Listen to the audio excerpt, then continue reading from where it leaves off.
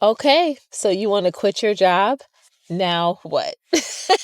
And I get it. I get it. I was reading some of your comments over these past couple of videos, especially the video I shared about waking up the morning after I decided to submit my resignation letter. And you guys, I mean, some of them just really stood out to me. Someone said, I've been watching your videos for about 2 weeks now. I'm thinking like she's saying exactly what I'm experiencing. So proud of you. You've inspired me so much in this short amount of time. Girl, I think we work at the same place. I told her, girl, we might. I don't even know. And then I got another comment from Gabrielle. I don't know how your video popped up on my feed. I hear that often, but it has to be from God. I've been feeling the exact things you have been expressing in your past videos. I'm currently working on my exit plan. You would make a great therapist. 2026 is the year of stepping out on faith for me. Thank you for sharing your gift with us. And after reading those comments, I'm just like, okay, it's one thing when we talk about the exit strategy. Let me rewind. It's one thing when we really talk about we're ready to leave our job, like it has run its course. And then it's another thing when we do it. But I don't want to skip over the gap. I don't want to skip over the middle of what's required to not just make this decision, but try to exit in a mindful, strategic way. Because at the end of the day, yes, you want to not only protect your mental health, your nervous system, your well-being, your soul, your purpose, your passion. You also want to try to protect your bank account. You want to try to, still be able to be in a position where you aren't just desperate and strongly lacking. So I want to talk about that space and what that looked like for me. You guys have seen me firsthand really just make this outlandish leap over the past couple months with so many faces watching and listening to these videos, which I'm so grateful for. But I honestly had reached a place where I didn't want to seem like I'm running away from something to run towards something. I've had those moments where certain positions where it was like desperation of, oh, I need to go. Like things are not well, things are not okay. I absolutely have to go versus it's not detrimental. I can give it a little bit of time and try to create a strategy while I'm giving it a moment. I can try to push through for the time being until I can make like a solid transition. I have literally been in all of the boats possible. So this one in particular started to waver between both sides. It started out feeling like, okay, 2 weeks in, I'm like, oh no, this is not it.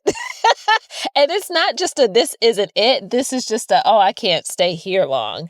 It started off that way where it didn't feel so detrimental and it didn't feel like I had to urgently start to leave, but I knew enough to start to seek out employment or career opportunities elsewhere. And after a month and a half in, it started to feel like, okay, this is urgent because I'm waking up and my body doesn't even want me to open this laptop. I can't even push myself to like clock in. I am a minute late. And to know me is to know I am a woman that is prompt. I am a woman that is timely. I am a woman that is sharp. I am a woman that is intact when it comes to doing my job, honey. I do it and I do it well. I don't have 18 years of leadership for no reason. I love, love, love, love doing a great job.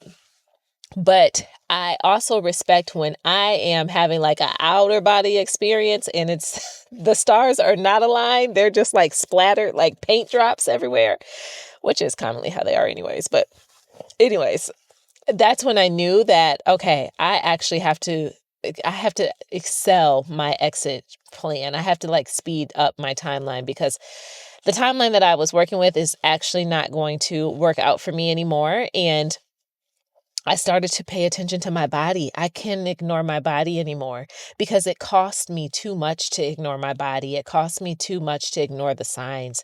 And I guess you can say I tread lightly now being a breast cancer survivor.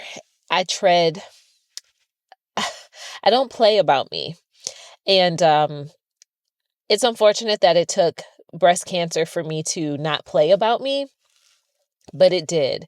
And maybe that is just something that God had to reveal to me in a different way. I'm not saying he brought that on for that purpose, but I'm just saying like there are lessons that come in painful situations as well. So now when I'm in a situation where when I truly realize and know I actually don't have to stay here. I actually don't have to stay in this situation. I actually don't have to suffer well. There's no reward for suffering well.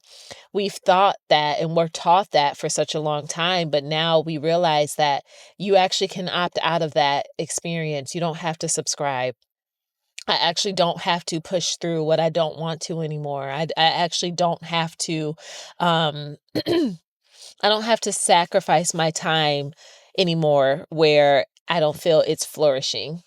Because when I think about walking in purpose, I think about walking in alignment. I think about now having clarity on the way that I'm supposed to serve and what God has called me to do.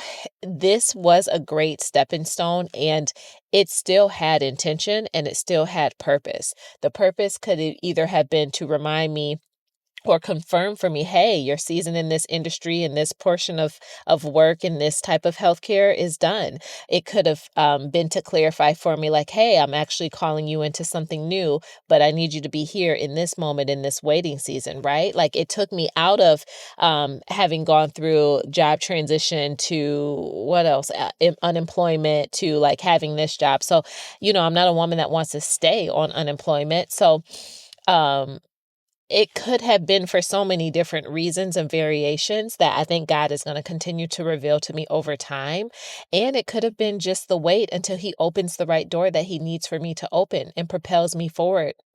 There's so many whys behind why this couple months at this job occurred and why I took this, and very well for this series, right? For this moment, for you to find this video, for you to hear my voice, for you to resonate, for you to realize you're not alone, for you to realize you're not crazy for thinking like, hey, this is like I'm climbing up a tree here and I just want to scream at the rooftop of my lungs. I'm exhausted. I have no capacity at the end of the day, but people keep telling me I need to be grateful that I have this job. It could be that in this series, what propelled me to actually finally turn this camera on and talk on here for 70 days straight and yap one day after slamming my laptop shut and going to Starbucks to sit in the parking lot with my chamomile mint tea to express my feelings for you to find them.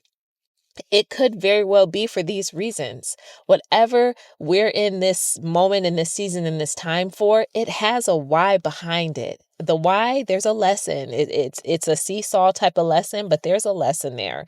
And what I'm desiring for you, which it sounds like y'all are desiring for yourselves in the comments, by the way that you are starting to work on your exit strategies, by the way that you guys are taking the leap. Some of you put in your notice. Some of y'all moved the notice up because you couldn't wait the 2 weeks. Whatever that may be, it could very well be. It just could.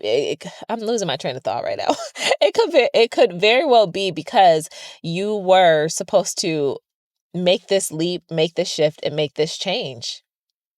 It could very well be just for that reason. You guys commented about needing to make a move yourself, and we're making moves. And I don't want to just show you what it looks like to say, hey, I'm leaving, and then I leave, and then not show you what the middle work looks like to be able to prepare for your exit, to be able to plan financially, emotionally, to make sure that you don't repeat this same type of pattern again, so you can actually eliminate the thing that's disconnecting you, that is paying you, and you can actually step into the thing that's going to feel connected, that's more in alignment with like what your true desires are.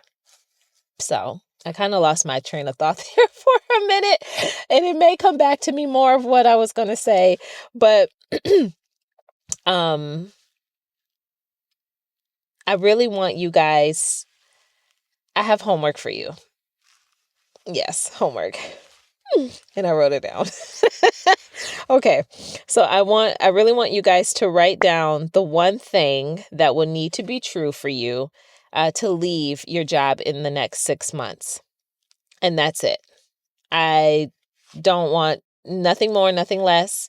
I just want you to either take that as your homework assignment, a part of your journaling tonight before you go to bed, or a part of your morning journaling if you're catching this early, or if you want to use the comments as a journal to share with me the one thing that would need to be true for you to leave your job in the next 6 months.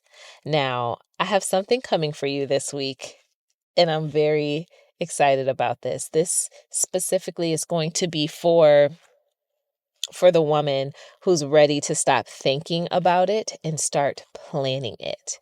But we're not just planning it from a willy-nilly type of space. We're really doing the real cost audit. We're really looking at the energetic exchange. We're looking at the financial reality check. We're really building your exit plan while you are still currently employed with this current job. It's coming with identity work. Like we're doing it. That's just what I'm saying. I'm saying that right now. We're doing it. We're doing the thing. Um, man, we're doing it and we're doing it together. These are the moments that I had to spend and stop and assess through my journal time, through my voice memos, through my frustrating text messages to my girlfriends, or moments where I go grab coffee and vent to my mom and dad. These are the moments where in all of those moments, I have built up, a workbook of thoughts and ideas to help somebody do exactly what I have just done in the past 60 days for themselves. And I know that you are going to love it. I know that this is going to be so beneficial to you, and this is going to carry you a very long ways, because it's not even just the transition right now from this current job to your chosen life, but it's even going to support you from your chosen life to your dream life. Especially when we think about doing the identity work. Anytime we step into something new, anytime we change jobs, anytime we change careers, anytime we are headed into a new year, when we shift into the new season from winter to spring, anytime we start to take on a new title or a new hat, that comes with identity work. There's things that happen that we do get thrown into, and you start to figure it out as you go. But under the underlying root, after or while you're figuring it out, is who you are and who you need to be. And how do you take all these years of who've you been and what you've learned and contribute it, mold it, and shape it into who you're becoming now for this new extra layer that's been added on you. And I don't want us to skip over the identity work. I think some of the most beautiful work is when you find out who you are, why you do what you do, why you think how you think, and what your past has either contributed in a way of affecting you, and how it's contributed in nourishing you, and how you're getting back home to who you are, right? Why did we go down this path? What led us to this job? What led us to this decision? Why did we step into this career? Like, okay, and why are we leaving it? What about this is no longer working for me? Why is like my body screaming at me right now to tell me to leave and go?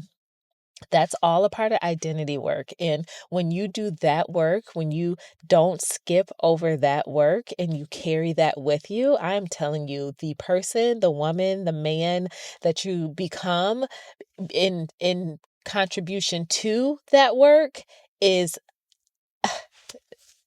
in the words of my grandma Belinda, that's a bad man right there. That's a bad mama jamma right there. Like Grandma Belinda, God rest her soul, she would tell you straight up, honey, in the words of my grandma, like, and you already know it because you're someone that started the work. This isn't new to you. I'm not telling you anything that you don't already know. You've had some therapy sessions. You have some self-help books. You got some on your nightstand right now. You're probably reading one right now. It's in rotation. You are not a person that's new to doing some form of the work. But I think you realize that the work doesn't stop. And with a new level comes different requirements, different shifts, and different levels of awareness. And I love learning about myself. I never want to stop learning about myself. And I want to continue to reconnect more with who I am.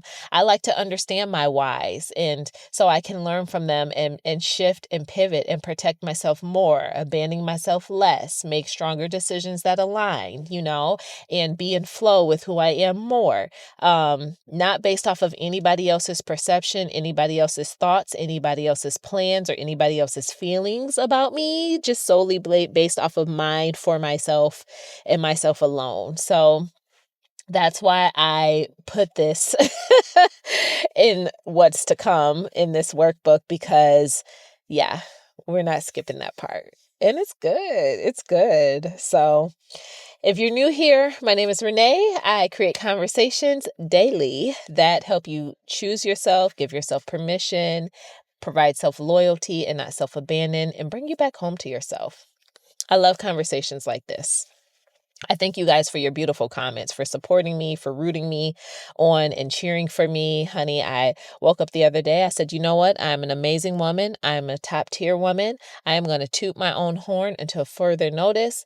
I am a woman that's in alignment. God has graced me for my season, for this time. I am not shying away. I'm not backing down, and I am not letting fear rob me of anything that I desire, that I have, that I want. The life, the dream, the whatever, travels, all of it. And so steal that affirmation for yourself, speak that over yourself. And until the next video, friends, peace out. The millennial peace sign will not leave me. Okay. All right, y'all. Bye.